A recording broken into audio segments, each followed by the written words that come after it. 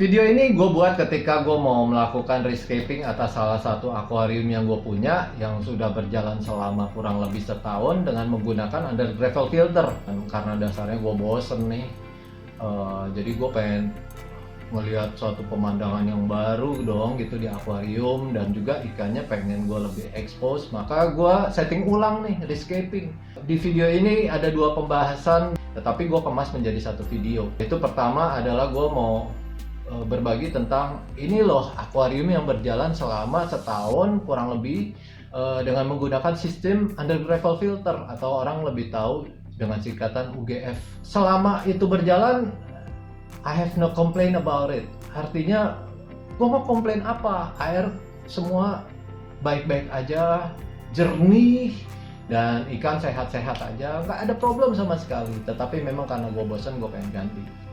Ketika waktu pas dibongkar, nah lu baru bakal lihat ini loh kondisi under gravel filter selama setahun. Bukan yang ini, kalau ini akuariumnya axolotl nih, itu axolotlnya tuh. Ya, dia diem aja, nggak banyak gerak kalau axolotl. Nanti gua bakal rilis juga videonya. Dia punya video sendiri nih, yaitu video tentang axolotl, tips-tips cara pemeliharaannya. Nanti kalau gua ada sempet, gua pasti akan rilis. Yang kedua, di video ini gue bakal bahas tentang parameter air, bagaimana cara menjaga parameter air yang stabil. Oke? Nah, gue berharap bahwa semua ini kan sifatnya kita berbagi. Yang bagus lu boleh ambil, tetapi yang kurang bagus atau menurut lu nggak cocok, jangan lu ambil. Kalau misalnya ada kekurangan, silahkan ditambahkan di komen.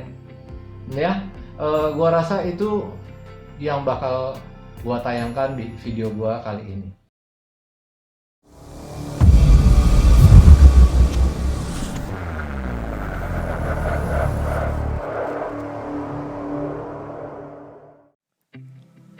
Di video gue kali ini gue pengen berbagi tentang parameter air yang stabil.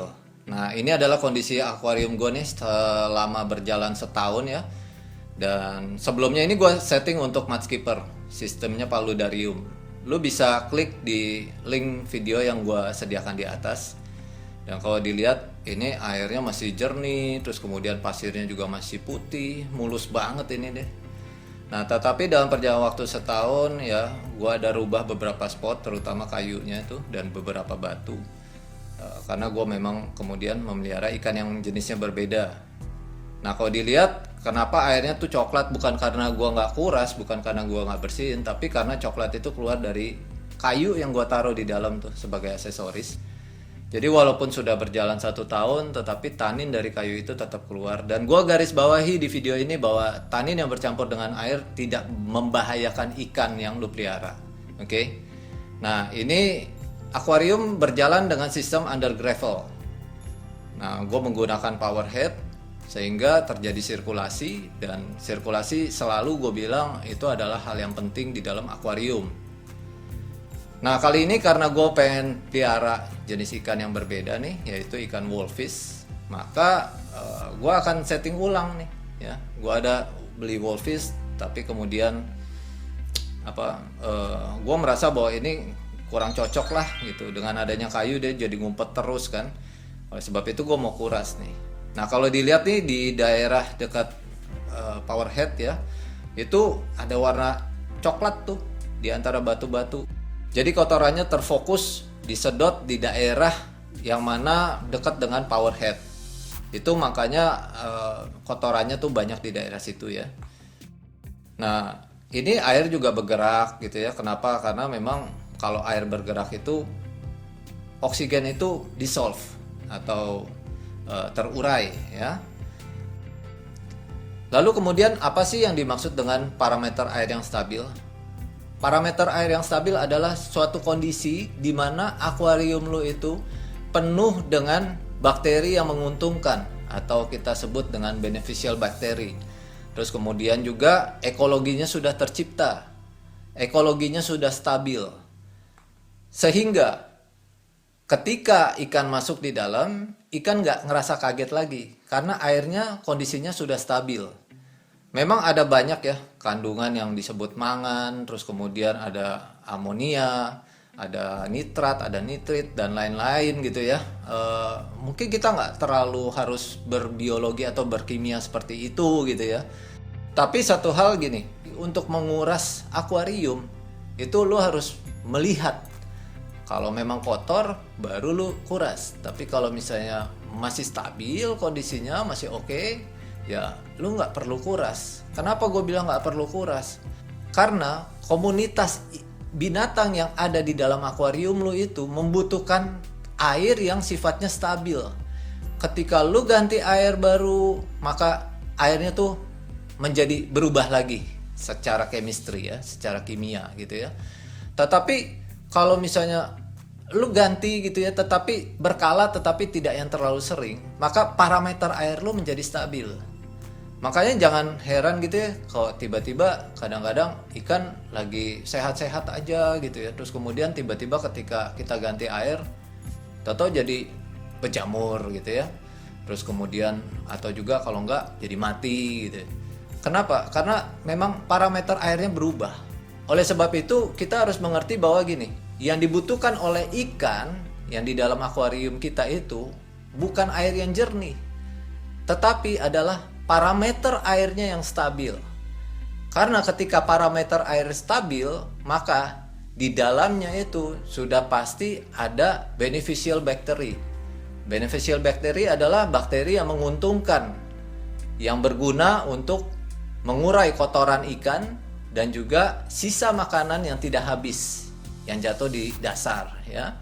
Nah, beneficial bacteria bisa dibantu dengan menggunakan bakteri starter. Oke. Itu kalau misalnya lu mau beli bakteri starter. Tapi andai lu nggak beli bakteri starter, yang lu harus lakukan itu adalah menstabilkan parameter air yang ada di dalam akuarium lu. Seringkali orang salah kaprah dengan berpikir bahwa akuarium yang bagus untuk ikan itu adalah yang airnya jernih. Padahal bukan itu. Air jernih itu adalah hal yang baik. Tetapi di sisi lain yang dibutuhkan oleh si ikan itu adalah parameter airnya ya. Jadi kalau parameter air lu stabil, maka ikan pun akan sehat. Tapi kalau parameter airnya nggak stabil, maka ikan jangan lu harap sehat. Kalau lu terlalu sering ganti air, maka kondisi parameter air yang ada di dalam akuarium lu itu akan berubah terus kimianya. Jadi dia istilahnya gini, baru seminggu gitu ya, baru dia mau stabil, atau diganti lagi gitu ya. Baru dia mau stabil, baru kimianya tuh di dalam air tuh baru bagus, mulai bagus gitu ya, baru mulai stabil. Diganti lagi gitu ya.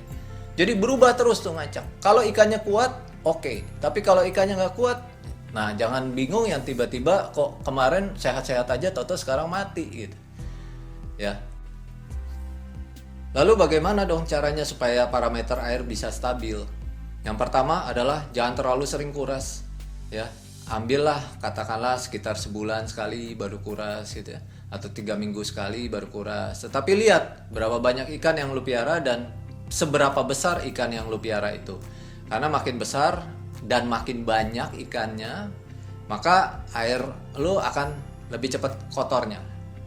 Jadi walaupun gue bilang jangan terlalu sering kuras ya, bukan berarti air dibiarin kotor. Jadi walaupun kita jarang kuras ya, tetapi kondisi air harus bersih. Nah, bagaimana caranya? Lu yang piara, lu yang lihat ya kan? Lu bisa tahu sendiri itu air masih bersih atau udah kotor gitu. Nah, kalau udah kotor, bersihin. Oke?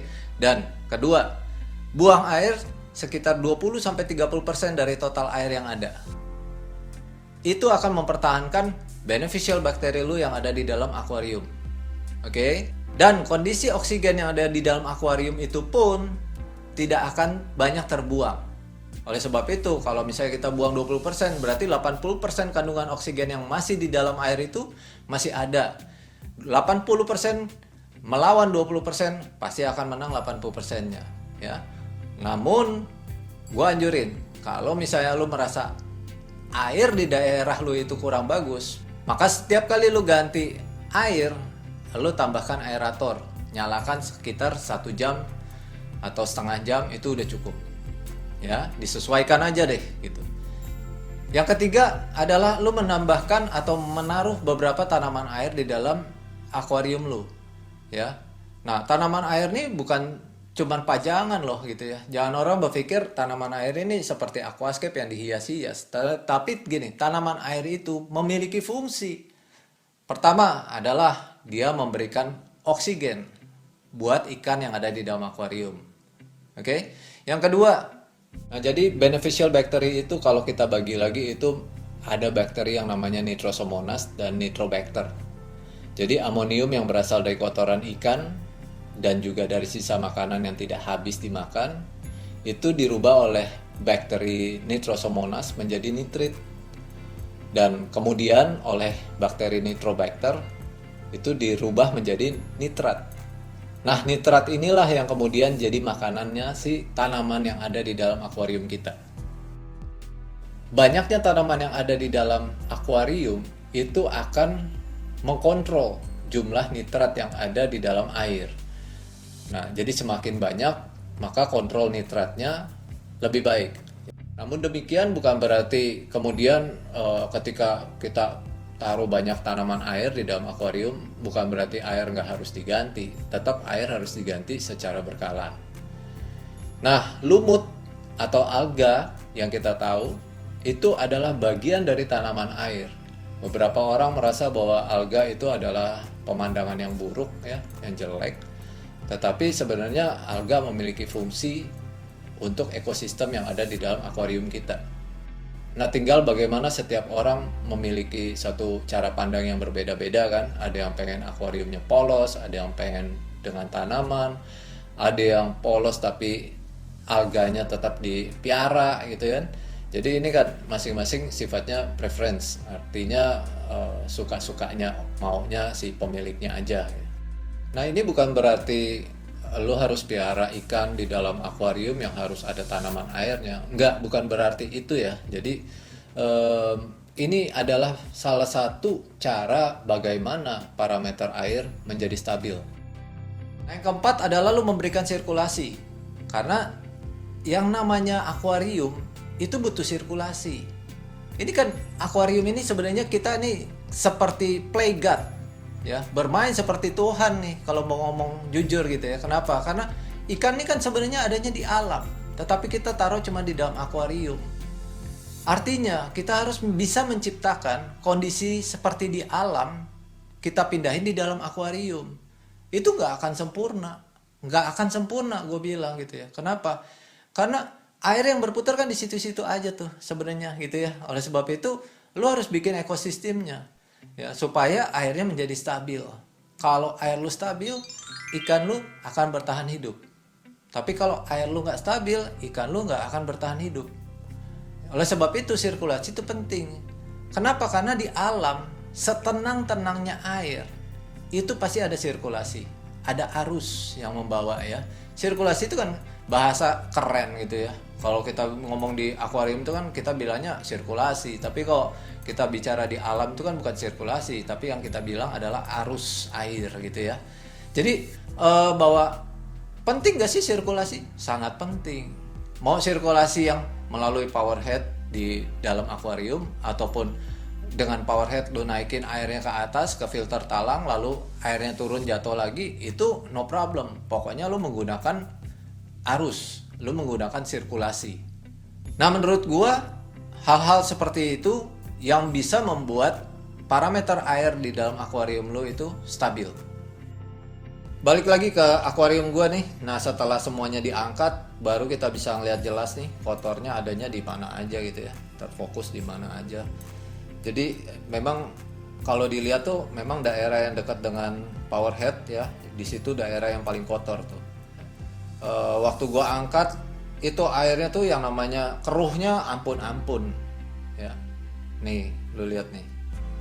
Tuh ya, itu keruh banget benar-benar, yang namanya kotoran ikan ada di situ. Terus kemudian juga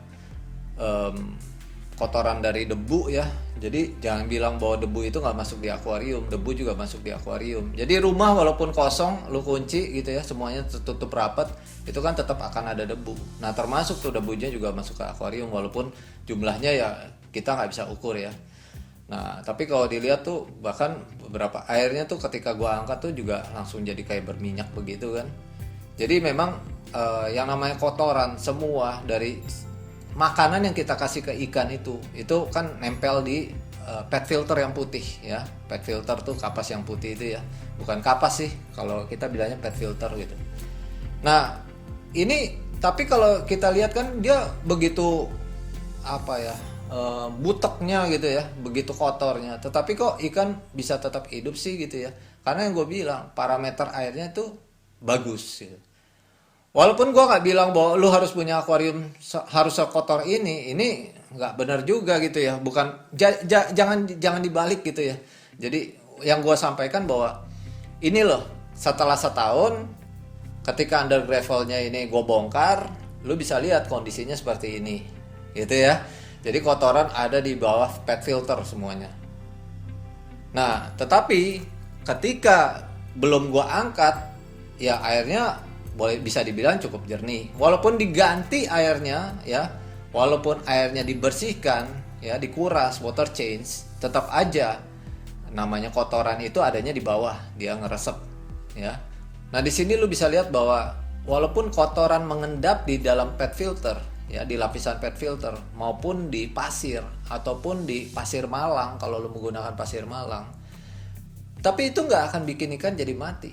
Ya kalau lu nggak percaya gini, bongkar akuarium lu lihat deh. Coba lu awur-awur gitu ya pasirnya ya. Lu akan lihat bahwa itu akan kotornya sama nih gitu. Walaupun lu bersihin rutin, walaupun lu ganti air, lu kuras secara rutin, tapi pasti akan hal yang sama seperti ini. Kecuali lu menggunakan gravel filter, yaitu alat yang digunakan secara berkala ya untuk membersihkan kotoran yang mengendap di antara pasir. Nah, kebetulan gue ngambil salah satu video dari Creative Commons yang ada di YouTube yang dibuat oleh Get Hook Production. Lu bisa cek dan lu bisa subscribe, silahkan. Nah, ini gue mau ambil sebagai contoh bahwa lu bisa lihat bahwa kondisi ikan di alamnya itu bukan dengan air yang jernih. Jadi kalau misalnya di sungai, ya kondisinya seperti ini nih. Tapi kalau misalnya di danau, ada kemungkinan besar ya airnya jernih. Tapi kalau di sungai, ini air akan seperti ini, warnanya coklat, dan ikan nggak mati. Jadi yang penting dalam kita memelihara ikan itu adalah bukan air yang jernih, tetapi parameter airnya. Nah, kalau gue ambil contoh yang lainnya adalah ikan cere. Jadi kita taunya ikan cere, tapi bahasa ilmiahnya itu adalah Gambusia affinis. Nah, itu adalah ikan yang originnya berasal dari Amerika dan dalam perjalanan sejarahnya dia dibawa ke Indonesia pada saat itu. Oke. Nah, kalau misalnya lu ambil nih ya ikan cere, baik lu beli di tukang ikan ataupun ya lu serok gitu ya. Lu boleh dapat dari got lah, koyaan, selokan gitu ya. Nah, terus kemudian lu pindahin nih ke kolam lu, sejumlah sekian banyak ikan cere itu lu taruh di kolam atau di dalam akuarium lu. Yang mana gue yakini bahwa akuarium maupun kolam lu itu airnya bersih. Lu akan lihat dalam 2 hari, 3 hari pasti akan ada beberapa yang badannya itu jadi sakit ya, jadi berjamur, jadi putih-putih. Kenapa sih? Karena parameter air yang ada di selokan, yang di got atau di koyaan ya, apa sih ya lu sebutnya, kalau gue bilangnya got ya, itu tuh beda ya. Dia sudah terbiasa dengan parameter yang keras, dibilangnya hard water ya. Nah, sementara kita punya air yang sudah soft water ya. Sehingga ketika dia berubah dari air yang kondisi parameternya itu kotor ya, dan dia bisa hidup nyaman, bahkan dia bisa beranak pinak di air got gitu ya. Tapi kok di kolam kita atau di akuarium kita jadi putih-putih tuh ya. Ini nggak semua ya, tolong dicatat bahwa ini nggak semua, tapi sering kali kasus seperti ini gitu ya. Kenapa? Karena dia tidak terbiasa dengan soft water, dia terbiasa dengan hard water ya. Nah, jadi kita bisa tarik suatu kesimpulan bahwa bukan berarti air yang jernih itu adalah air yang sehat buat ikan, tetapi parameter airnya yang stabil ya. Seperti kita lihat di video ini kan, warna air sungai itu kan coklat ya, nggak dikuras. Siapa yang mau kuras air sungai? Siapa yang mau kuras air sungai? Kan nggak ada gitu kan. Tetapi kok ikan hidup tuh? Ya dia beranak pinak tuh di dalamnya. Kok bisa sih? Ya karena parameter airnya sudah stabil. Alam membentuk sungai ya memiliki parameternya sendiri. Nah ini adalah kondisi terakhir setelah semua gua angkat ya. Setelah itu gue bersihin secara tuntas dan gue melakukan rescape.